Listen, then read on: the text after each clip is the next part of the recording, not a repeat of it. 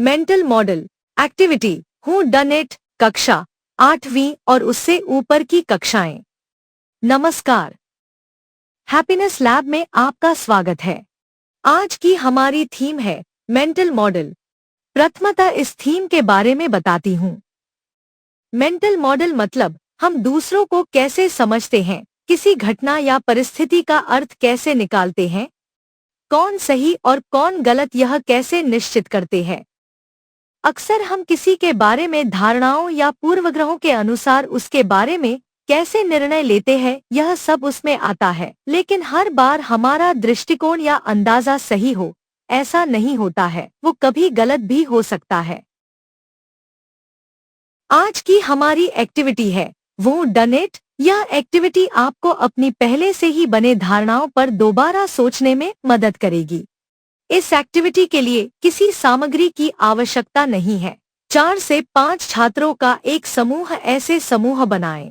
छात्रों से कहें उनको जासूस बनकर एक समस्या, घटना को सुलझाना है या किसी अपराध की जांच करनी है।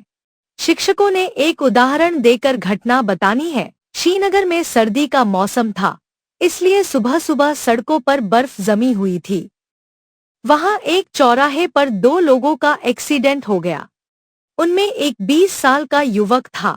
वह एक महंगी स्पोर्ट्स कार चला रहा था और वहां एक 65 साल की महिला थी जो एक साधारण हैचबैक कार चला रही थी। सौभाग्य से किसी को चोट नहीं आई, पर गाड़ियां खराब हो गईं। अब छात्रों को बताएं कि उन्हें इन्वेस्टिगेशन ऑफिसर का रोल निभाना है और यह दुर्घटना में कौन दोषी है और रिपेयर का खर्च कौन उठाएगा, यह पता लगाना है। हर ग्रुप को चर्चा करनी है और अपने जवाब देने हैं।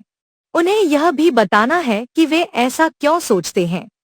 छात्रों के जवाब सुनने के बाद उन्हें बताएं कि इस दुर्घटना के लिए कोई भी ड्राइवर जिम्मेदार नहीं था। कारण यह था कि शहर में नई एलईडी सिग्नल लाइट्स लगी थी। एलईडी लाइट्स गर्मी पैदा नहीं करती, इसलिए उन पर जमी बर्फ पिघली नहीं और सिग्नल ढके होने के कारण किसी भी ड्राइवर को लाइट दिखी ही नहीं।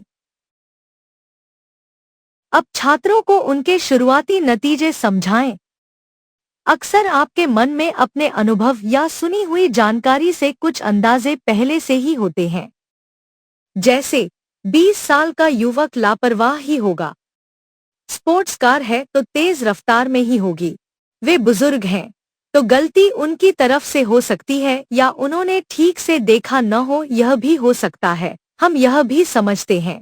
इससे हमें यह सीख मिलती है कि हम अक्सर तयशुदा मानसिक ढांचों के आधार पर नतीजे निकालते हैं जो हमेशा सच नहीं होते। हमें हर स्थिति को एक नए दृष्टिकोण से देखना चाहिए। सांचे में ढली हुई प्रतिक्रिया देने की आदत से बचना चाहिए। हम अपनी दैनिक जीवन में अपनी पहले से बनी सोच के आधार पर किसी व्यक्ति या परिस्थिति के बारे में कैसे निष्कर्ष निकालते हैं।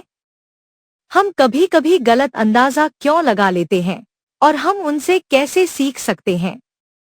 छात्रों के साथ अलग अलग मुश्किलों पर बात करें।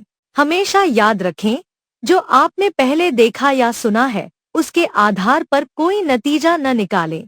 कभी कभी सच अलग लग सकता है लेकिन असली कारण अलग हो सकता है। हमारे पास अपने मेंटल मॉडल बदलने की शक्ति होनी चाहिए।